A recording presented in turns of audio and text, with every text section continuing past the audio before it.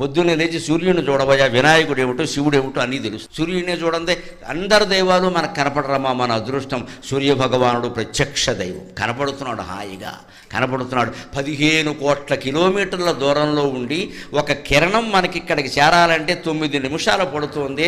అంత 9 నిమిషాల్లో కొన్ని కోట్ల కిరణాలని భూమండలానికి అందించి భూమండలాన్ని అంతటినీ తేజోవంతం చేస్తున్న సూర్యుడికి ఎన్ని నమస్కారాలు చేస్తే రుణం తీరుతుంది.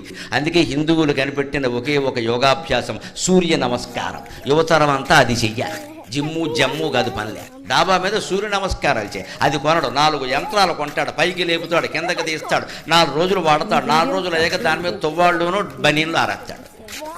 అది ఎందుకు కొన్నామంటే తువ్వాళ్ళు బనీన్లు ఆరేడారు. సూర్య నమస్కారానికి యంత్రంతో పని లేదండి. ఓ తుండుగొడ్డ, ఓ చాపోటి డాబా మీద వేసుకుంటే హాయిగా చేయి, ఒళ్ళంతా బాగుంటుంది. రోజు సూర్య నమస్కారాలు చేసేవాడికి, రోజు సూర్యోదయం సూర్యాస్తమయం చూసేవాడికి డి విటమిన్ లోపం రాదండి అసలు.